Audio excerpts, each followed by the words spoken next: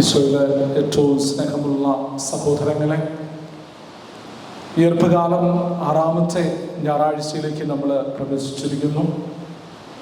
ഇന്ന് നമ്മൾ വായിച്ചു കേട്ട സുവിശേഷം, യോഹന്നാന്റെ സുവിശേഷം 5-ാം അധ്യായം 19 മുതൽ 29 വരെയുള്ള തിരുവചനങ്ങളാണ് നമ്മൾ ഇന്ന് വായിച്ചു കേട്ടത്. ഇന്നത്തെ ബൈബിൾ പാസേജിന്റെ ഹെഡിങ് തന്നെ പുത്രന്റെ അധികാരം എന്നുള്ള ഹെഡിങ്ങാണ്. ഇന്നത്തെ ഈ തിരുവചനങ്ങളെ കുറിച്ച് ഒന്ന് പഠിക്കുമ്പോൾ, യോഹന്നാന്റെ സുവിശേഷം 5-ാം അധ്യായം ആരംഭത്തില് ബെത്സയിദയിലെ രോഗശാന്തിയെ കുറിച്ചാണ് പറയുക. ആ ബെത്സയിദയിലെ രോഗശാന്തി എന്ന് പറയുമ്പോൾ തന്നെ ആ കാര്യങ്ങളൊക്കെ നമ്മുടെ മനസ്സിൽ തങ്ങി നിൽക്കുന്ന കാര്യങ്ങളാണ്. ഈശോ ബെത്സയിദയില് ഒരു മനുഷ്യനെ സൗഖ്യപ്പെടുത്തുന്നു. ആ സൗഖ്യപ്പെടുത്തി കഴിഞ്ഞപ്പം അത് കണ്ട പരിസയര് 2 രീതിയിൽ ഈശോയെ കുറ്റപ്പെടുത്തുന്നുണ്ട്. ഒന്ന്, കുറ്റപ്പെടുത്താനായിട്ടുള്ള ഒന്നാമത്തെ കാരണം സാപത്തിൽ അവൻ രോഗശാന്തി നൽകി. രണ്ടാമത്തെ കാര്യം, ദൈവത്തെ പിതാവെന്ന് വിളിച്ചു. ഈ 2 കാര്യങ്ങൾ പറഞ്ഞ് ദൈവത്തെ കുറ്റപ്പെടുത്തുന്ന ഒരു കാര്യം നമുക്ക് യോഹന്നാന്റെ സുവിശേഷം 5-ാം അധ്യായത്തില് ബെത്സയിദയിലെ രോഗശാന്തി കഴിഞ്ഞ് നമുക്ക് കാണാനായിട്ട് സാധിക്കും. ഈശോയെ കുറ്റപ്പെടുത്തിയ അത് ഈശോ കേട്ടു. അതിനുള്ളൊരു മറുപടി എന്നുള്ള രീതിയിലാണ് ഇന്ന് നമ്മൾ വായിച്ചു കേട്ട യോഹന്നാന്റെ സുവിശേഷം 9-ാം അധ്യായം 19 മുതൽ 29 വരെയുള്ള തിരുവചനങ്ങൾ. ആ തിരുവചനങ്ങളിലെ ആഴങ്ങൾ മനസ്സിലാക്കുന്നതിന് മുമ്പ് ഇന്നത്തെ റീഡിങ്ങുകളെല്ലാം ഒരു പ്രത്യേക രീതിയിൽ മനുഷ്യബന്ധം, നമ്മുടെ കൂട്ടായ്മ, നമ്മുടെ സഹകരണം, സ്നേഹബന്ധം, അതൊക്കെ അടിസ്ഥാനമാക്കിയാണ് ഇന്നത്തെ റീഡിങ്ങുകളെല്ലാം എന്ന് നമുക്ക് കാണാനായിട്ട് സാധിക്കും. ഉദാഹരണം പറഞ്ഞു കഴിഞ്ഞാൽ, ആദ്യത്തെ റീഡിങ് നോഹയും സഹോദരന്മാരും തമ്മിൽ സ്നേഹിച്ചു. അവർ തമ്മിൽ അതുകൊണ്ട് ദൈവം അവരുമായി ഒരു ഉടമ്പടി ഉണ്ടാക്കി. രണ്ടാമത്തെ റീഡിങ് നമ്മൾ വായിച്ചില്ല. ഏലിയ പ്രവാചകന്റെ കാര്യമായിട്ട് അല്ലെങ്കിൽ അതുമായിട്ട് ബന്ധപ്പെട്ട ഒരു പാസേജാണ് നമ്മളിന്ന് വായിക്കേണ്ടിയിരുന്നത്. ഏലിയ പ്രവാചകന്റെ ശിഷ്യനായ എലീഷ പല കാര്യങ്ങളും കണ്ടുപഠിച്ചു. അതുകൊണ്ട് ഏലിയായുടെ ചൈതന്യം, ആത്മീയ ചൈതന്യം എലീഷായിലേക്ക് പകർന്നു കൊടുക്കുന്നതായിട്ട് നമുക്ക് കാണാനായിട്ട് സാധിക്കും. പിന്നെ ഇന്ന് നമ്മൾ 3ാമത് വായിച്ച റോമാക്കാർക്ക് എഴുതിയ ലേഖനത്തിലും ഇതേ കാര്യം തന്നെയാ പറയുക. നിങ്ങളും ഈശോയുമായിട്ടുള്ളൊരു ആത്മബന്ധം, ഒരു സ്നേഹബന്ധം നിങ്ങൾ തുടരണം എന്നാണ് അതിൻ്റെ കണ്ടന്റ്. അതുപോലെ ബൈബിളിലേക്ക് നമ്മുടെ ശ്രദ്ധയെ നമ്മൾ ക്ഷണിക്കുമ്പം പുത്രന്റെ അധികാരം എന്നുള്ള ഹെഡിങ് ആണെങ്കിൽ തന്നെ പിതാപുത്ര ബന്ധത്തെ കുറിച്ച് ആണ് അവിടെയും നമുക്ക് കാണാനായിട്ട് സാധിക്കുക. സ്നേഹമുള്ളവരെ, ഇന്നത്തെ ഈ സുവിശേഷത്തിന്റെ ഒരു സന്ദേശത്തിലേക്ക് നമ്മുടെ മനസ്സിലെ ശ്രദ്ധയെ ഒന്ന് ക്ഷണിക്കുമ്പോൾ പ്രധാനമായും 3 സന്ദേശങ്ങളാണ് ഇന്ന് ഈശോ നമുക്ക് തരിക. നമ്മുടെ മനസ്സിൽ തങ്ങി നിൽക്കുന്ന രീതിയിൽ അത് വ്യാഖ്യാനിക്കാനും പഠിക്കാനും ഈശോയെ ഞങ്ങൾക്ക് കൃപ തരണേ എന്നുള്ള പ്രാർത്ഥന മനസ്സിൽ സൂക്ഷിച്ചുകൊണ്ട് ഇന്ന് വായിച്ചു കേട്ട ആ തിരുവചനങ്ങളിലേക്ക് നമ്മുടെ ശ്രദ്ധയെ നമുക്ക് ക്ഷണിക്കാം. ഒന്നാമത്തെ ഒരു സന്ദേശം വേണമെങ്കിൽ ഒറ്റ വാക്കിൽ പറയാം: പിതാപുത്ര ബന്ധം, ഫാദർ ആൻഡ് സൺ റിലേഷൻഷിപ്പ്. അതേക്കുറിച്ച് നമ്മൾ ഇന്ന് ചിന്തിക്കുമ്പോൾ തന്നെ ബൈബിളിൽ പറഞ്ഞിരിക്കുന്ന പാസേജ് പിതാവ് പുത്രനുമായിട്ടുള്ളൊരു ആത്മബന്ധം. പിതാവ് പറയുന്ന കാര്യമാണ് പുത്രനെല്ലാം ചെയ്യുക. പുത്രന് സ്വയമേ ഒന്നും ചെയ്യാനായിട്ട് സാധിക്കില്ല. പക്ഷെ പിതാവ് പുത്രനെ സ്നേഹിക്കുന്നു, പുത്രൻ പിതാവിനെയും സ്നേഹിക്കുന്നു. അതുകൊണ്ട് പിതാവിനുള്ള അതേ അധികാരം തന്നെയാണ് പുത്രനും നൽകിയിരിക്കുന്നത്. പക്ഷേ പിതാവ് ചില അധികാരങ്ങൾ കൂടുതൽ പുത്രനെ ഏൽപ്പിച്ചിരിക്കുന്നു. വിധിക്കാനായിട്ടുള്ള അധികാരം പുത്രനെയാണ് ഏൽപ്പിച്ചിരിക്കുന്നതൊക്കെ അവിടെ നമുക്ക് കാണാനായിട്ട് സാധിക്കും. അങ്ങനെ വരുമ്പോൾ ഒരു പിതാപുത്ര ബന്ധത്തെക്കുറിച്ചും അതിൻ്റെ ഊഷ്മളതയെക്കുറിച്ചും ഒക്കെ നമുക്ക് ഇന്ന് യോഹന്നാൻ ശ്ലീഹ പറഞ്ഞു തരുന്നുണ്ടെങ്കിൽ ഇന്ന് നമ്മുടെ പ്രാക്ടിക്കലായിട്ട് നമ്മുടെ മനസ്സിൽ സൂക്ഷിക്കേണ്ട, ആത്മശോധന ചെയ്യേണ്ട ഒരു ചിന്ത, നമ്മുടെ ബന്ധങ്ങൾ എങ്ങനെയാണ്? പ്രത്യേകിച്ച് എൻ്റെ വീട്ടില് മക്കൾ ചിന്തിക്കുക, ഞാനും എൻ്റെ അപ്പച്ചനും തമ്മിലുള്ള ബന്ധം, അതുപോലെ തന്നെ മാതാപിതാക്കളും മക്കളും തമ്മിലുള്ള ബന്ധം, സഹോദരങ്ങൾ തമ്മിലുള്ള ബന്ധം, അതുപോലെ തന്നെ നമ്മുടെ നെയ്ബേഴ്സുമായിട്ടുള്ള ബന്ധം, അമ്മയും മക്കളും തമ്മിലുള്ള ബന്ധം. അതുപോലെ നമ്മൾ ചിന്തിക്കുമ്പോൾ പൊതുവേ നമ്മൾ ബന്ധപ്പെടുന്ന എല്ലാ മേഖലകളിലുമുള്ള നമ്മുടെ വ്യക്തി ബന്ധങ്ങൾ എങ്ങനെയാണ്? ഇന്ന് ഈശോ ഒന്നാമത്തെ സന്ദേശം തരുന്നത് പിതാപുത്ര ബന്ധമെടുത്തു വെച്ച് പിതാവ് പറയുന്നതെല്ലാം പുത്രൻ കേൾക്കുന്നു, പുത്രനെ പിതാവ് സ്നേഹിക്കുന്നു, അതുപോലെ തന്നെ പുത്രൻ പിതാവിനെയും സ്നേഹിക്കുന്നു എന്നൊക്കെ പറഞ്ഞ് അതിൻ്റെ ജസ്റ്റ് ഇന്ന് നമ്മൾ ചിന്തിക്കുമ്പോൾ, നമ്മുടെ വീടുമായിട്ട് ബന്ധപ്പെട്ട് ചിന്തിക്കുമ്പോൾ ഇതിന് ജസ്റ്റ് ഓപ്പോസിറ്റ് ആയിട്ടുള്ള ഒരു റിലേഷൻഷിപ്പാണോ നമ്മുടെ വീട്ടിലുള്ളത്? ഒരു ആത്മശോധനയ്ക്ക് നമ്മളെ തന്നെ വിട്ടുകൊടുക്കുമ്പോൾ ഞാനും എൻ്റെ അപ്പനും എൻ്റെ അമ്മയും എൻ്റെ മക്കളും എൻ്റെ സഹോദരങ്ങളും എൻ്റെ നെയ്ബേഴ്സും ഒരു നെഗറ്റീവ് എനർജിയാണ് വരിക.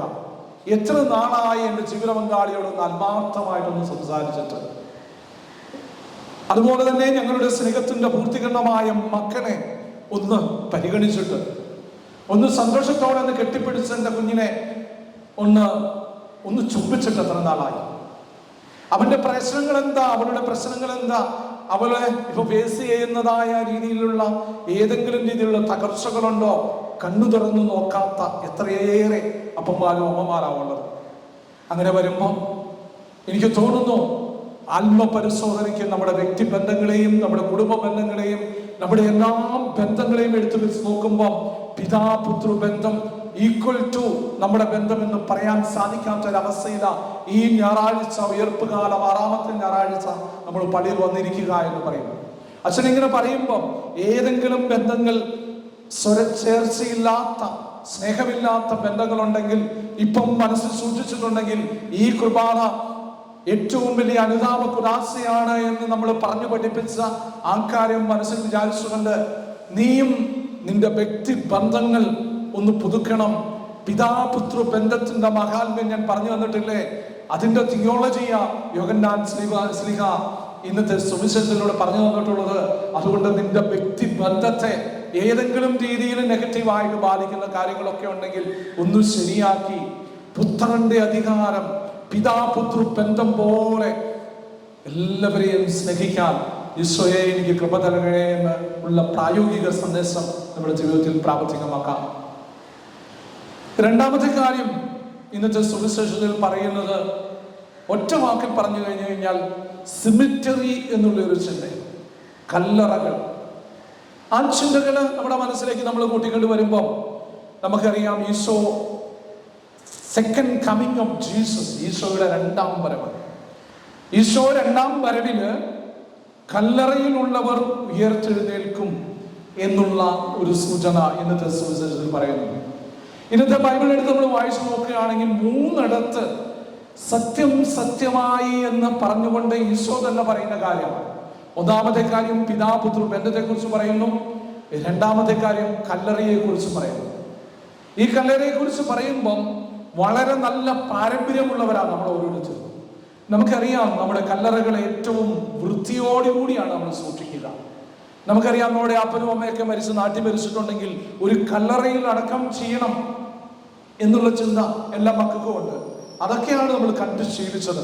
വളരെ മനോഹരമായ മാർബിളൊക്കെ ഇട്ട്, ഗ്രാനൈറ്റൊക്കെ ഇട്ട് വളരെ വൃത്തിയായി, പ്രത്യേകിച്ച് മരണവാർഷികം ആഘോഷിക്കുന്നതിന് തലേദിവസം എങ്കിലും അവിടെ ഒന്ന് പോയി ഒന്ന് ക്ലീൻ ചെയ്യാത്ത ഒരു മക്കളും ഉണ്ടാകില്ല എന്നാണ് ഞാൻ വിചാരിക്കുക. കാരണം ഞാൻ പറഞ്ഞല്ലോ, ഇതിന്റെ പിന്നിൽ കുറേയേറെ ചരിത്രങ്ങളും പാരമ്പര്യങ്ങളും ഒക്കെ ഉണ്ട്. കാരണം the second coming of Jesus, ആ ഈശോയുടെ 2ാമത്തെ വരവിൽ കല്ലറയിലുള്ളവർ ദൈവപുത്രന്റെ സ്വരം കേട്ട് ഉയർത്തെഴുന്നേൽക്കും എന്ന് ഈശോയുടെ വചനമുണ്ട്. ആ വചനത്തിൽ വിശ്വസിക്കുന്നവരാണ് നമ്മൾ ഓരോരുത്തരും. സാധാരണ രീതിയിൽ ഒരു മനുഷ്യന്റെ ജീവിതത്തെ കുറിച്ച് പഠിക്കുമ്പോൾ 3 അവസ്ഥകളാണുള്ളത്. 1 ജനനം, 2 ജീവിതം, 3 മരണം. പക്ഷേ ഓരോ ക്രിസ്ത്യാനിയുടെ ജീവിതത്തിലും നമ്മൾ ഒന്ന് മനസ്സിലാക്കുകയാണെങ്കിൽ 4 അവസ്ഥകളാണ്. 1 ജനനം, 2 ജീവിതം, 3 മരണം, 4 നിത്യജീവൻ. ആ നിത്യജീവനെ കുറിച്ചുള്ള സൂചനകളാണ് ഈ 2ാമത്തെ സന്ദേശത്തിലുള്ളത്. വളരെ മനോഹരമായി കല്ലറകൾ സൂക്ഷിക്കുന്നതിന്റെ പിന്നിലെ കാര്യവും ഇത് തന്നെ. ദഹിപ്പിക്കുക അല്ലെങ്കിൽ കത്തിക്കുക എന്നുള്ള കാര്യങ്ങൾ സാധാരണ രീതിയിൽ നമ്മുടെ സഭയിൽ നമ്മൾ കേട്ടിട്ട് പോലുമില്ലാത്ത കാര്യങ്ങൾ. കാരണം പെട്ടെന്ന് ഈശോയുടെ സെക്കൻഡ് കമ്മിങ് വരുമ്പം കല്ലറയിലുള്ളവർ ഉയർത്തെഴുന്നേൽക്കുമ്പോൾ പെട്ടെന്ന് എഴുന്നേൽക്കണം എന്നുള്ള വലിയ ചിന്തയാണ് ഇതിന് പിന്നിലുള്ളത് എന്ന് നമുക്ക് കാണാനായിട്ട് സാധിക്കും. അതുകൊണ്ട് നിത്യജീവൻ പ്രാപിക്കാൻ, പ്രത്യേകിച്ച് ആ നിത്യജീവനിലുള്ള വിശ്വാസം ഒരു കാരണവശാലും നമ്മൾ നഷ്ടപ്പെടുത്തരുത് എന്നുള്ളൊരു കാര്യം. ക്രിസ്ത്യാനിയുടെ ജീവിതത്തിലെ 4 അവസ്ഥ, അത് 1 ജനനം, 2 ജീവിതം, 3 മരണം, 4 നിത്യജീവൻ. നിത്യജീവനിലെ നമ്മൾ അവസാനിക്കുകയുള്ളൂ, മരണത്തിൽ അവസാനിക്കില്ല. ആ വലിയ ഫെയ്ത്ത് തീർച്ചയായിട്ടും ഉണ്ട്. നമ്മൾ നിത്യജീവൻ പ്രാപിക്കാൻ, നല്ല നമ്മുടെ കടമകൾ ചെയ്യാൻ ഉള്ള ഒരു ആഹ്വാനം ഇന്നത്തെ സുവിശേഷത്തിലുണ്ട്. സ്നേഹമുള്ളവരെ, അതുപോലെ തന്നെ ഇതുമായിട്ട് ബന്ധപ്പെട്ട് ഏറ്റവും നല്ല ഒരു പ്രായോഗിക സന്ദേശമുണ്ട്. നിത്യജീവൻ പ്രാപിക്കാൻ 2 കാര്യങ്ങൾ ചെയ്യണമെന്ന് ഇന്നത്തെ സുവിശേഷത്തിൽ എഴുതി വെച്ചിട്ടുണ്ട്. 1ാമത്തെ കാര്യം വചനം കേൾക്കുക, 2 അയച്ചവരിൽ വിശ്വസിക്കുക എന്നുള്ളത്. 1 വചനം, 2 വിശ്വസിക്കുക. ഈ 2 കാര്യങ്ങൾ ചെയ്താൽ നിനക്ക് നിത്യജീവൻ ഉണ്ടാകും എന്നുള്ളൊരു കാര്യം. അങ്ങനെ വരുമ്പം 1ാമത്തെ കാര്യം വചനം കേൾക്കുക എന്നുള്ളൊരു ചിന്ത അല്പം ആഴമായി ഒന്ന് ചിന്തിക്കുമ്പോൾ നമുക്ക് പ്രായോഗികമായി നമുക്കറിയാം, നമ്മുടെ വീട്ടിലൊക്കെ ബൈബിളുണ്ട്. ഒരു പ്രായോഗിക സന്ദേശം നമ്മുടെ ആത്മശോധനയ്ക്കായി വിട്ടുകൊടുക്കുമ്പോൾ എൻ്റെ വീട്ടിലിരിക്കുന്ന ആ ബൈബിൾ വായിച്ചിട്ട് എത്ര നാളായി?